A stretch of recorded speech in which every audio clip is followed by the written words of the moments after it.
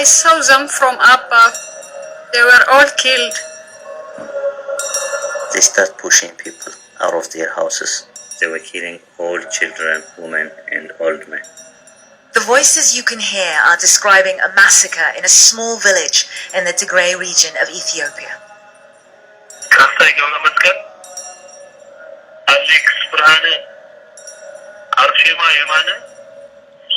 These are the names and pictures of some of the dead, voiced by a man desperate to memorialize those lost on a holy day in November.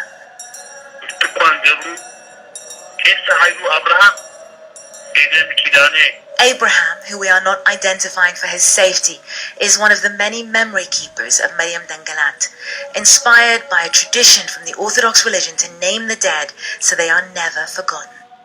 CNN has been able to verify the identities of over 50 people who were killed there over the course of 3 days. But there may be more than double that. This is the story of one village, but families across Tigray have been sharing pictures of loved ones with CNN, whom they say have been killed in the violence across the region.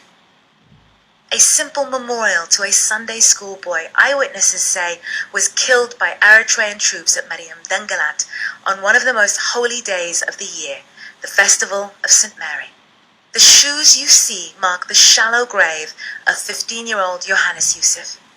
Abraham took the shoes off each body he buried and placed them on top of the grave so families could identify which grave was their child's. Yusuf was one of more than 20 Sunday school children killed that day. More shoes, marking more grave sites where the children were hastily laid to rest.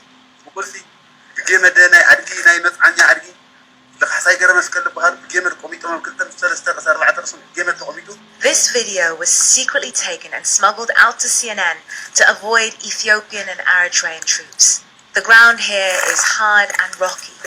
Underneath the branches and sticks are the grave sites for the victims. These shallow graves are the best Abraham and those with him could do, he says, as Eritrean soldiers watched over them. At least it offers these small bodies some protection. But before we can tell you what happened, we first have to explain what has been happening since the beginning of November last year. It's been a tumultuous few years for Ethiopia. The Tigray People's Liberation Front ruled for almost 30 years until in 2018 demonstrations swept Abiy Ahmed to power. Billed as a reformist, Abiy won the Nobel Peace Prize for ending decades-long hostilities with neighboring Eritrea. Now Abiy and his one-time partner in peace, Eritrean President Isaias Afwerki, are accused of working together once more. Eyewitnesses tell CNN Eritrean troops are supporting Ethiopian forces in their battle in Tigray. They say they recognize their uniforms and dialect. Ethiopia denies Eritrean troops have crossed into the region. But in January, the US State Department said it had received credible reports of Eritrean troop involvement in the conflict in Tigray. And in a statement to CNN, they said Eritrean forces should be withdrawn from Tigray immediately. It is these Eritrean troops that villagers from Marian dengelat say entered and massacred their friends and family.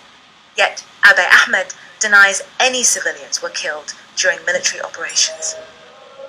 Through dozens of witness testimonies, CNN has been able to recreate how the massacre at Marian dengelat unfolded. We chose 3 witnesses with different vantage points to illustrate the full horror of what happened on that day last year. We must warn you that the testimonies you're about to hear are disturbing and graphic. Those who spoke to us risked their lives to do so, and we used animation and actors' voices to hide their identity. The day had begun a happy one. Desta was helping to prepare for the hundreds of pilgrims who come every year to celebrate the festival of the Feast of St. Mary. Suddenly, he heard gunshots. He could see Eritrean troops blocking the entry and exit points to the village. He fled. I moved up to the mountain area. From a distance, I could see them taking people and shooting them. This is a map of Dengelat. It sits inside a valley. Here is the church where Desta sees what happens, and here is the village where people are returning from morning mass. Marta and her family were returning from morning church services when she saw people running.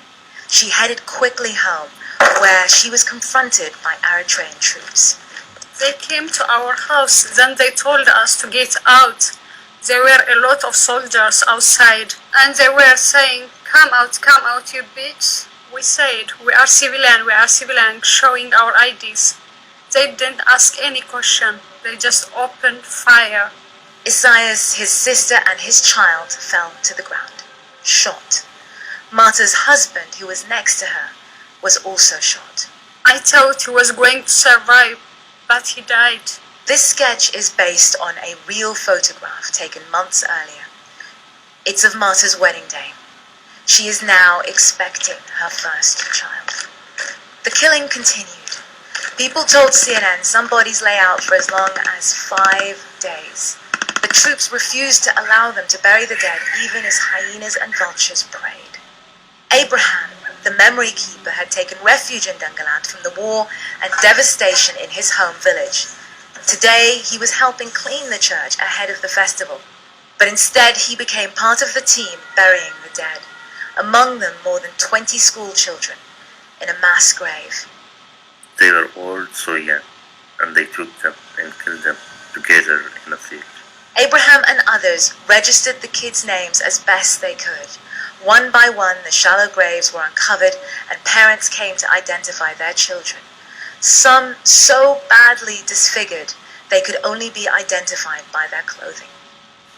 Back in dengelat, Abraham and others revisit the mass graves. Surrounding them are some haunting reminders of what happened during the massacre. A bloody jacket, some rope used to tie the victims. CNN asked Abraham to mark where these graves are located. You can see here the blue paint he used. Using this footage, we were then able to identify the grave's location. In response to CNN's reporting, the US State Department told CNN reports of a massacre at Marian dengelat are gravely concerning and demand an independent investigation. 51 out of the 53 pictures you see here were victims Abraham tells us he helped bury himself. Many of these photographs are from identity cards Abraham retrieved from the bodies. Abraham and many others continue to keep record, continue to risk their lives to keep alive the memories behind each name. It's a litany of loss, but for now, it's all they have to hold on to. نعم الباغر CNN.